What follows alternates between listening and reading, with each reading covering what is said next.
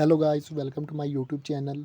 तो आज के हमारे छोटे से दो टॉपिक है। तो आज हम पढ़ेंगे डिमांड फॉर सवाज। सवाज की डिमांड कब आई थी, कौन था तब आईएनसी का हेड। तो सवाज की 1906 में डिमांड फॉर सवाज आई थी। कौन से सेशन में आई थी? कलकत्ता सेशन में आई थी। ये क्वेश्चन आया कि डिमांड फॉर सवाज कौन से सेशन में आई थी, तो कलकत्ता सेशन में आई थी। कब आई थी? 1906 में आई थी। तब आईएनसी का प्रेसिडेंट कौन था? दादा भाई नौरोजी था। सवाज क्या था? Adopt it as the goal for Indian people, यानी कि अब कंप्लीट आज़ादी मांगी गई थी कि हम ब्रिटिशर से आज़ादी कंप्लीट मांगेंगे। तो यही था सवाज।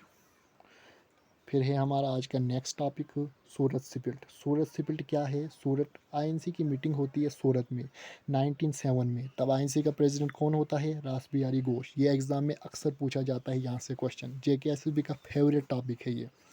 तो आईएनसी में पहले क्या था? मॉडरेट लोग थे और एक्सट्रीमिनेट थे। मॉडरेट को लीड कर रहा था गोपाल कृष्ण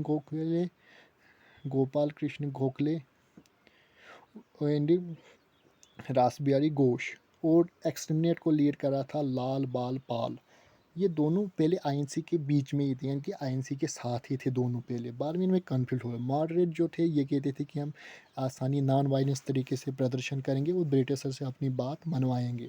बट जो एक्सटर्मिनेट थे ये कहते थे नहीं जी अगर हिंसा भी करनी पड़ी तो वो भी करेंगे। गर्म दिल वाले थे, बहुत तेज़ थे। इनमें कंट्रोवर्सी चल गई प्रेसिडेंट के नाम से।